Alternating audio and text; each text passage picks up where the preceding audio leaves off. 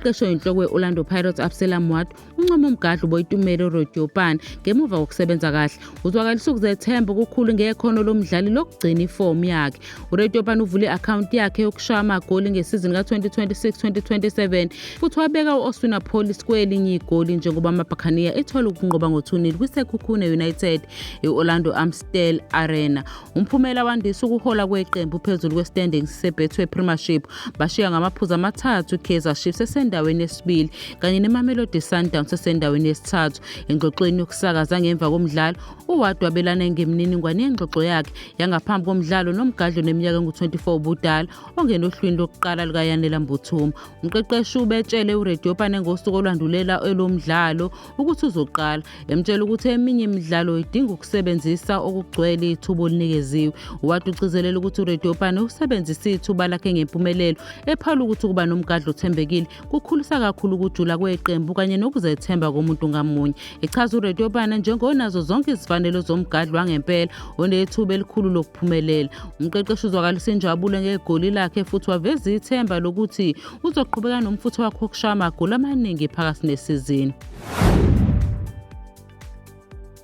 Umqeqeshi Orlando Pirates Absalom Mwatu usenalo ithemba lokuthi club izokwakha isimo esikahle ukuze umgadli uSebastian Pedersen aphumelele ngemva kokudlala umdlalo wakhe wokuqala ngokusemthethweni bebhekene neSekhukhune United. uPedersen ufike kwiBuccaneers enomlando omangalisayo wokushaya amagoli eNorway okudale ukuthi kube nokulindela okukhulu ukuthi uzolijwayela kalula ibhola laseNingizimu Afrika.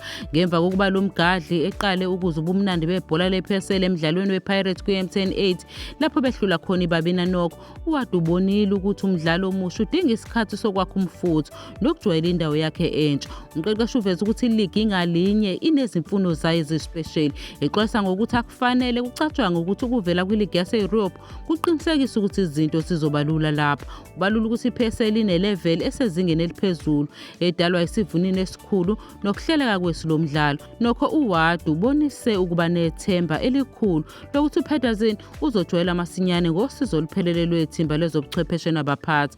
Yize uPedersen ethola amathuba ambalwa nje ukubona igoli e-Old Peter Mokaba Stadium, ushisekelo lwakhe lokufuna ukwenza umehluko ngokushesha luthole ukunconywa ngumqeqeshi wakhe.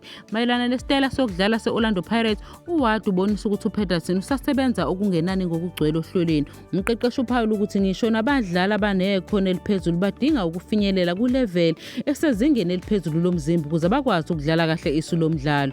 Ukulungiswa komzimba kuseyinto emqoka eqhutshwayo ukuqinisekisa ukuthi lo mgadli ufinyelela ezingeni elidingekayo lokulungela ukuveza ikhono lakhe eliphelele. Ezikamagebhula manje zibhekene nemidlalo emibili elandelanayo ekhaya neSekhukhune United ziqala ukuncintisana kwiBetway Premiership ngaphambi kokuhlangana kabusha emzukwaneni wesibili womdlalo owandulelo wamanqamu e-M10-8. uWatu lamukele ngenjabulo ithuba lokudlala yomibili lemidlalo esezingeni eliphezulu ekhaya e-Orlando Amstel Arena. iKaizer Chiefs ihlose ukwandisa ukuqala kahle kwayo kokungahluli emkhankasweni weBetway Premiership njengoba beyeThekwini emidlalweni wabo ukuqala ngoLwesithathu ebusuku neRichards Bay ePrince Magogo Stadium. Amakhosi aqoqa amaphuzu ayisikhombisa emidlalweni yawo emithathu yokuqala yeligi ngaphansi komqeqeshi omusha uFernando da Cruz, njengoba ezuze kakhulu ngesikhathi esengesiwe sokuzilungiselela ngemva kokuphuma kwabo kwi-M10-8 muva nje bedlala neGolden Arrows. Umdlalo uzithakwini kawugcizelela intuthuko ebonakala eqenjini ngaphansi kohlelo olusha lobuchwepheshe, egcizelela ukuthi iqembu libonise ushintsho olucacile esitayileni, esakhiweni nasekusebenzeni ngendlela ehlelekile. Uqaphela ukuthi abadlali bazivumelanise kahle nezindlela zabaqeqeshi futhi babelana ngokuqonda okucacile kohlaka lwendlela elindelwe ukuphakamisa ukusebenza kwabo konke. Nangaphezu komfutho onzima, iChiefs ibhekene nenselelo enzima ngokumelana neqembu laseRichards Bay eliwine ngo-1-0 emidlalweni wabo wokugcina. Kwini kuvumile ukuthi Natal Rich Boys izithe eziqinile njalo eqinisekisa ukuthi iKaizer Chiefs iyabahlonipha. Iqembu lilungiselele kahle ngohlelo olucacile lwendlela ehlelekile ukuze lithole wonke amaphuzu amathathu. Ugcizelela ukuthi kubalekile ukunqoba njalo ukuze kwakhiwe umkhankaso wokuwina indebe oqinile. Egcizelela ushintsho emicabangweni yeqembu lomdlalo wasemuva. Uqaphela ukuthi ukuthola ukunqoba kule midlalo yasekhambeni kudinga amandla futhi kubaleke kakhulu njengokudlala kahle emidlalweni emikhulu. Eqinisekisa ukuthi iqembu lizimisela ukulwa kanzima ukuze liqinisekise umphumela omuhle. Umqeqeshi oyinhloko we-Orlando Pirates u-Absela Mwatu uvumile ukuthi ubudlelwane bakhe bokusebenza nomdlali uPatrick Maswanganyi bube nezinselelo ngesizini edlule, ngenkathi evuma ukuthi ukuhamba ngokuzumayo komdlali wasesiswini kushiya isikhala esikhulu eqenjini. Nangaphezu kwesikhathi esingalindelekile sokuhamba komdlali oneminyaka engu-28 ubudala, uWatu ukhulume kakhulu ngethalente lemvelo lomdlali kanye nezimfanelo zakhe zobuqhawe.